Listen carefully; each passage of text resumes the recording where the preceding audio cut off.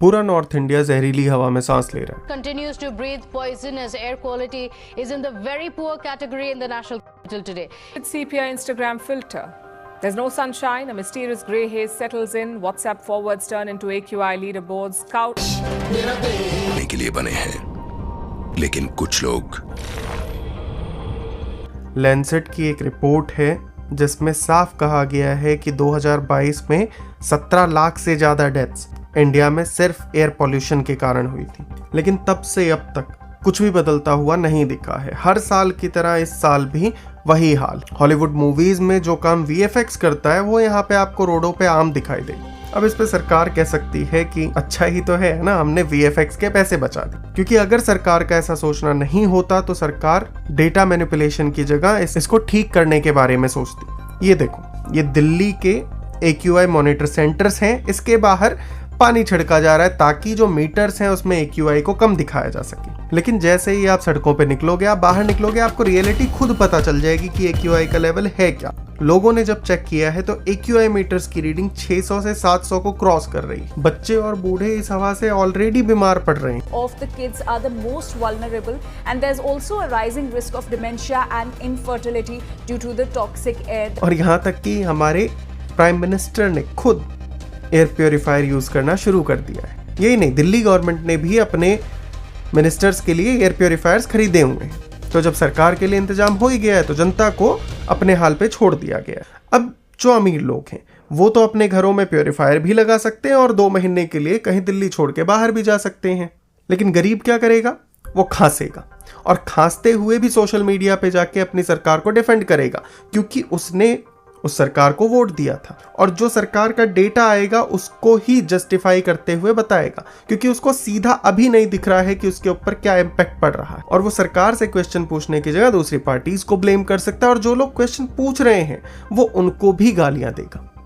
लेकिन ये सब करके हम कहीं पहुंच नहीं रहे हैं, क्योंकि ग्लोबल लेवल पे भी हमारी छवि पॉल्यूशन को लेके बिल्कुल बिगड़ती जा रही है। अब ये एक साल की बात है नहीं, हर साल 2 महीने के लिए एयर पॉल्यूशन पे काफी जबरदस्त शोर मचता है, फिर सब भूल जाते हैं और वो ठंडे बस्ते में चला जाता है। कोई इसके लिए दिवाली को जिम्मेदार ठहराता है, कोई स्टबल बर्निंग को जिम्मेदार ठहराता है, और कोई व्हीकल्स को। पर सरकारें इस इशू को सीरियस मानती ही नहीं, और जब सीरियस मानती नहीं है तो काम करने की तो बात आती ही नहीं।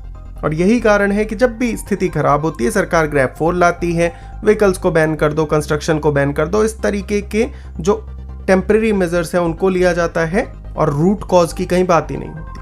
अब यहाँ पे एक मिथ ये भी तोड़ लेना जरूरी है कि ये खाली नॉर्थ इंडिया की प्रॉब्लम नहीं है। आप कमोवेश भारत के किसी भी राज्य में जाओगे, किसी भी सिटी में जाओगे, आपको कुछ इसी तरीके का नज़ारा देखने को मिलेगा। चाहे बंगाल हो, चाहे साउथ इंडिया हो, चाहे महाराष्ट्र हो, सबकी यही हालत है। अब अगर हम खाली दिल्ली की ही बात करें तो दिल्ली में हम मानते हैं कि लोकल सोर्सेज ही होंगे पॉल्यूशन के, पर यहाँ पे खाली 30% है जो लोकल सोर्सेज से पॉल्यूशन होता है।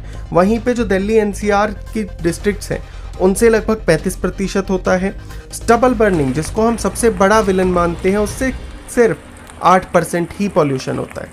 हाँ, कभी कभी जो पीक टाइम होता है जब एक साथ सारी जगह स्टबल बर्निंग होने लगे, पराली जलने लगे, तो ये 35% तक भी जाता है, पर ये बहुत थोड़े टाइम के लिए होता है। अगर हम दिल्ली में लोकल लेवल पे बात करें तो सबसे बड़ा पॉल्यूशन का कंट्रीब्यूटर ट्रांसपोर्ट है, यानी व्हीकल्स है। ये 51% कंट्रीब्यूट करते हैं। वहीं पे इसके साथ जो मेजर कंट्रीब्यूटर्स हैं उसमें कंस्ट्रक्शन, रोड डस्ट और इंडस्ट्रीज को हम ले सकते हैं। और हाँ, अगर रही बात दिवाली की, तो दिवाली में ये तो होता है कि पॉल्यूशन अपने पीक पे तो पहुंच जाता है, पर वो खाली 2 से 3 दिन की बात होती है, फिर वो अपने उसी लेवल पे आ जाता है। अब इस टाइम पे जब पॉल्यूशन इतना पीक पे जाता है तो हर साल इसकी बात होती है, 2 महीने के लिए चर्चाएं चलती हैं। लेकिन उसके बाद जब थोड़ा लेवल ठीक होता है तो हम इसकी बात ही नहीं करते। 2023 का जो एक डेटा है उसके हिसाब से दिल्ली में जो डेथ्स हुई हैं उसमें 15% रिलेटेड है टॉक्सिक एयर से। और यही वजह है कि हम इस टाइम पे थ्रोट इन्फेक्शन, चेस्ट कंजेशन और आई में severe infection, itching common problem बन गई है। और हमारे पहले से ही ओवरबर्डन जो हॉस्पिटल्स हैं उसके ऊपर ये और प्रेशर क्रिएट करती है।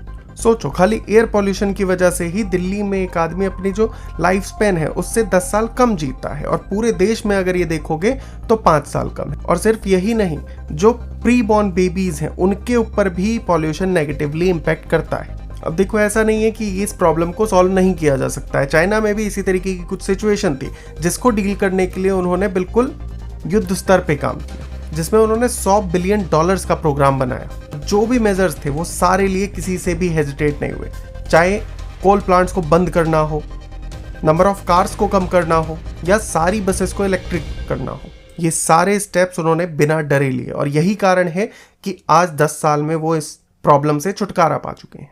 अब ऐसा नहीं है कि हमारे पॉलिटिशियंस को या ब्यूरोक्रेट्स को इस चीज के बारे में पता नहीं है कि इस प्रॉब्लम को कैसे सॉल्व किया जा सकता है। बस ये है कि जैसे हम लोगों में इच्छा शक्ति की कमी है, ऐसे ही शायद वहां भी इच्छा शक्ति की कमी है, क्योंकि कोई भी ऐसी पॉल्यूशन करने वाली फैक्ट्रीज को बंद करके एंटी इंडस्ट्री का टैग नहीं लेना चाहेगा, कोई भी कंस्ट्रक्शन को बंद करके डेवलपमेंट रोकने का टैग नहीं लेना चाहेगा और लोगों को बेरोजगार नहीं करना चाहेगा, पर फिर प्रॉब्लम से डील भी नहीं किया जाएगा।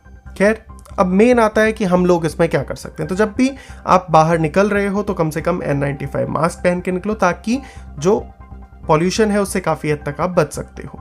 जितना हो सके आउटडोर एक्टिविटीज़ को कम रखिए, एक्सपोजर में कम आइए और फिजिकल एक्टिविटीज़ तो बिल्कुल भी मत करिए आउटडोर्स। अगर आप केपेबल हैं, आप अफोर्ड कर सकते हैं, तो आप एयर प्योरीफायर्स को इंस्टॉल कर सकते हैं।